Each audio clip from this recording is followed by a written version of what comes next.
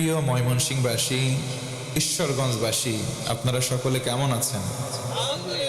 আমার বন্ধুগণ মনোযোগ করেন, এদিক সেদিক মনোনিবেশ নয়। কোরআনে কারীম থেকে শোনার সময় সামিআনা ওয়া আতানা নিয়ত করে বলবো, আল্লাহ যেটা বলবা সেটাই মানবো। বলেন ইনশাআল্লাহ। আল্লাহ রাব্বুল আলামিন বলেন, ইন্নাস সামআ ওয়াল বাসারা ওয়াল ফুআদা কুল্লু উলাইকা কানা আনহু মাসউলা। আল্লাহ রাব্বুল আলামিন বলেন, বান্দারি নিশ্চয়ই কান, চোখ এবং অন্তর, এই তিনটা ইন্দ্রিয় শক্তি আল্লাহ রাব্বুল আলামিন তোমাদেরকে দিয়েছেন।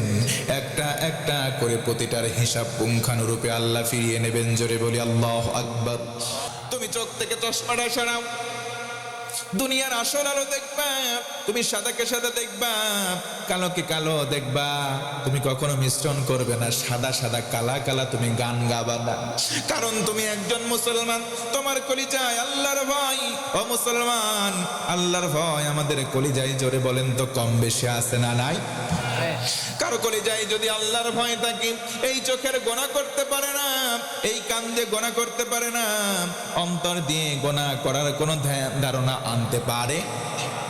ওয়ালামু আন্নাল্লাহা মাআল মুত্তাকিন।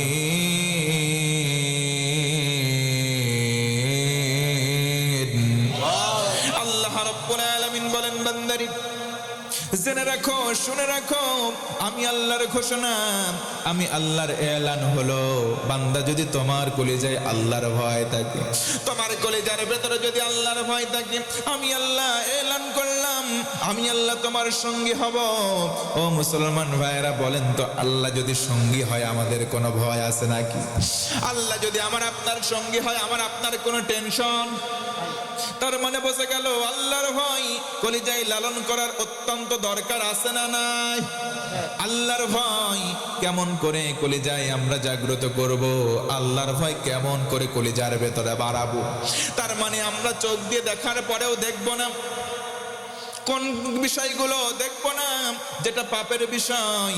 ও মুসলমান যুবক বন্ধুগণ, অনেকে তুমি রাত্রি বেলা কক্ষে প্রবেশ করো, তোমার ঘরের দরজা বন্ধ করে দাও, ঘরের বাতি বন্ধ করে দাও, লেপের নিচে মোড়া দাও, কম্বলের নিচে মোড়া দিয়ে অন্ধকারের ভেতরে আরেক অন্ধকার, সেই জায়গায় মোবাইল নিয়ে তুমি গোনা করো না, সওয়াব করো, কেউ না দেখলেও দেখেন কে? তার মানে বোঝা গেল তুমি কিছু করতেছো, বোধহয় কেউ দেখে না। তোমার পাশে আরেকজন শোয়া, তোমার গুনাহগুলো সেও জানে না। পাশের রুমে অনেক দূরে বাবা মা থাকে, তারা কিছু দেখে না, জানে না, কিন্তু তুমি এটা বিশ্বাস করো, কারণ তুমি মুমিন, কারণ তুমি মুসলমান, এটা বিশ্বাস করে রাখো, তোমার কিছু পাশের জন না জানলেও একজন সব দেখছেন। আওয়াজ করে আরেকবার বলেন, তিনি কে? আল্লাহ রাব্বুল আলামিন সব দেখেন, তিনি আমাদের সব শোনেন। ও মুসলমান, এই জন্য যুবক ভাইরা তোমাদেরকে বলি, কিয়ামতের দিন যদি বাঁচতেই হয়, গুনাহমুক্ত জিন্দেগি গঠন করার দরকার আছে না নাই? কিয়ামতের দিনটা সহজ হবে না কঠিন হবে? একটু জোরে বলেন তো, সহজ না কঠিন? আল ইয়াউমা নাখতিমু আলা আফওয়াহিহিম ওয়া তুকাল্লিমুনা আইদিহিম ওয়া তাশহাদু আরজুলুহুম বিমা কানু ইয়াকসিবুন। আল্লাহ রাব্বুল আলামিন বলেন, বান্দারি ঠোঁটের মধ্যে সেলাই দেওয়া হবে, তোমার মোহর দেওয়া হবে, দুইটা হাতের জবান খুলে যাবে, হাতগুলো আল্লাহর কাছে সব কিছু বলে দেবে, পা দুইটা তোমাকে সাক্ষী দিয়ে আল্লাহর কাছে সব বলে দেবে। হাত দিয়ে তুমি কি অপরাধ করলে যুবক, ও যুবতী বোন, তোমার হাতে সুন্দর হাত দেওয়া হয়েছে, দুইটা হাত দ্বারা তুমি কি অপরাধ করেছো, সেদিন জবান তোমার বন্ধ হবে, তোমার হাত সেদিন আল্লাহকে সব বলে দেবে। এই হাত দ্বারা, ও যুবক ভাই, রাত্রির অন্ধকারে কম্বলের নিচে তুমি কি গুনাহ করেছো সব সেদিন বলে দেবে। আল্লাহু আকবার। পা দিয়ে হেঁটে হেঁটে কোথায় গেলাম, কোন জায়গায় গেলাম, মাহফিলে আসলা নাকি যাত্রার মঞ্চে গেলা, কেউ দেখে নাই, সব দেখেছেন আল্লাহ, কিন্তু আল্লাহ সেদিন তোমাকে সরাসরি জিজ্ঞেস করবেন না। আল্লাহ তাআলা যেই পায়ের জবান খুলে দেবেন, পা সাক্ষ্য দেবে। ও মুসলমান, এই জন্য কান হোক, চোখ হোক, অন্তর হোক, গুনাহমুক্ত করার দরকার আছে না নাই? আমার মুসলমান বন্ধু, সেদিন মা তার সন্তানকে বলে যাবে। ও মুসলমান, বাঁচার কোনো উপায় নাই। আমার নবীজি সাল্লাল্লাহু আলাইহি ওয়াসাল্লাম কেবলমাত্র শুধুমাত্র গুনাহগার উম্মতের জন্য কান্নায় সিজদায় পড়ে রইবেন। আল্লাহ বলবেন, ইরফা রাসাক ইয়া হাবিব, ও আমার হাবিব, আপনি মাথা উঁচু করুন। মাথা কেন সিজদায় পড়ে রয়েছেন? মাথাটা উঁচু করুন। আপনার দিলের মধ্যে কি এমন কামনা রয়েছে, কি এমন চাওয়া পাওয়া? নবীজি মাথা উঁচু করবেন, মাথা উঁচু করে আল্লাহকে বলবেন, আল্লাহ, আমার গুনাহগার কত উম্মত দেখি আমার সামনে জাহান্নামে চলে যায়, আমি রাসূল সহ্য করতে পারি না, আমি সুপারিশ করতে চাই, তাদের পক্ষে শাফায়াত করব, তাদেরকে সাথে নিয়ে আমি রাসূল আপনার কল্যাণের, আপনার নিয়ামতের জান্নাতে প্রবেশ করতে চাই। রাসূলুল্লাহ সাল্লাল্লাহু আলাইহি ওয়াসাল্লামকে অনুমতি দেওয়া হবে।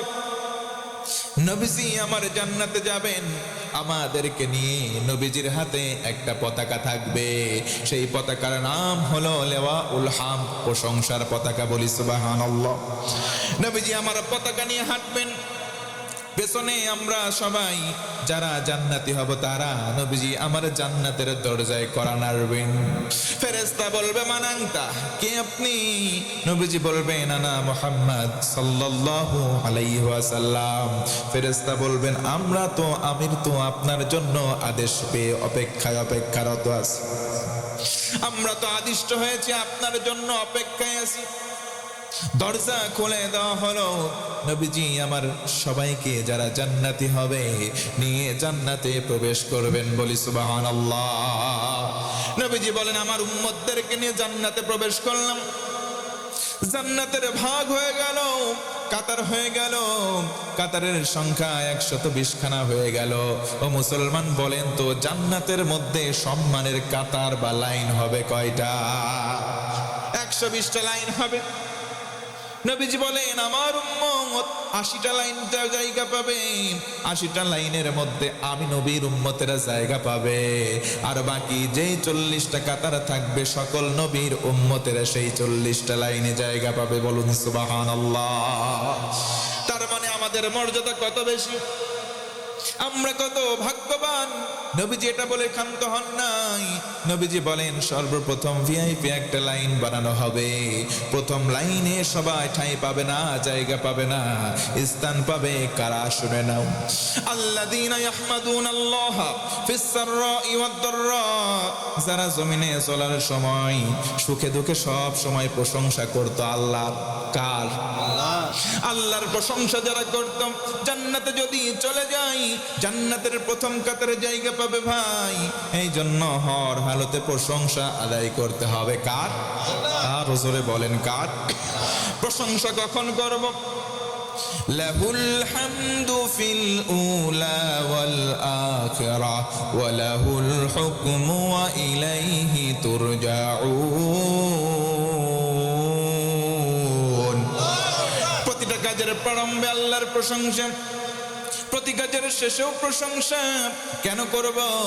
কারণ একদিন আমরা ফিরবো একজনের দিকে। মুসলমান আওয়াজ করে বলেন তো ফিরবো কার দিকে?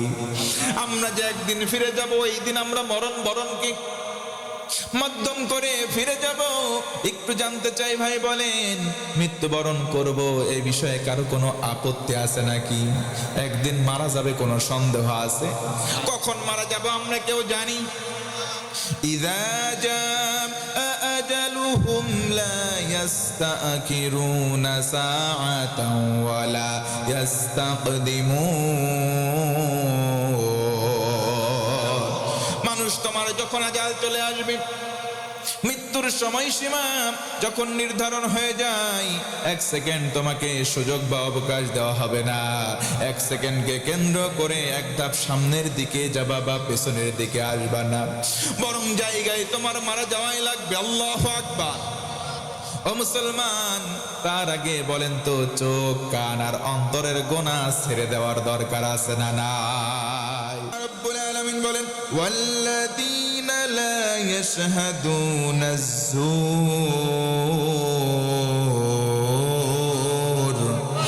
আল্লাহ রব্বুল আলামিন বলেন আমার বান্দা হবে যারা, তারা মিথ্যা বলবেও না, তারা মিথ্যা শ্রবণ করবে না, মানে শুনবেও না। আজকে সমাজে জোরে বলেন তো ভাই, মিথ্যা কথা আছে না না? বাড়ির মধ্যে শুয়ে আছে, বন্ধু ফোন করে বলে তুমি কোথায়? বলে আমি বাজারে অমুকের দোকানে বসে আছি। বসে আছে বাড়িতে, ফোন করে বলে আমি বাজারে, আছে না নাই? টাকা ধার নেয়, বলে দোস্ত টাকা দিবা কবে? অমুক দিনে। অমুক দিন যখন আসে বাড়িতে এসে খুঁজে পাওয়া যায় না, যে এই দোকানে বাকি নাই ওই দোকানের সামনেও যায় না। আল্লাহ রাব্বুল আলামিন বলেন আমার বান্দা হবে তারা যারা মিথ্যা বলবেও না, মিথ্যা শুনবেও। সত্য বলার দরকার আছে না নাই? নবীজি বলেন as-sidqu yunji wal kidhbu yuhlik। সত্য মানুষকে মুক্তি দেয়, মিথ্যা মানুষকে ধ্বংস করে। জোরে বলুন আল্লাহু আকবার। তার মানে মুসলমান ভাইয়েরা আমার, কান দিয়ে আমরা মিথ্যা শুনবো না, মুখ দিয়ে বলবো। 3 নম্বর অন্তর। এই অন্তর দ্বারা আমরা খারাপ কোনো ধারণা করব। অন্তরের মধ্যে খারাপ জল্পনা কল্পনা আছে না নাই? ও মুসলমান, কলিজার ভেতরে আল্লাহর ভয় লালন করুন, অন্য সকল জল্পনা কল্পনা বাদ দিন। আল্লাহ আপনার হবে, আপনিও আল্লাহর হবেন। কথা বলেন ঠিক কিনা? আমাদের চোখ আছে কিন্তু গুনাহ করা যাবে, কান আছে কান দিয়ে গুনাহের কোনো কিছু শোনা যাবে, অন্তর আছে অন্তর দ্বারা গুনাহের কল্পনা করা যাবে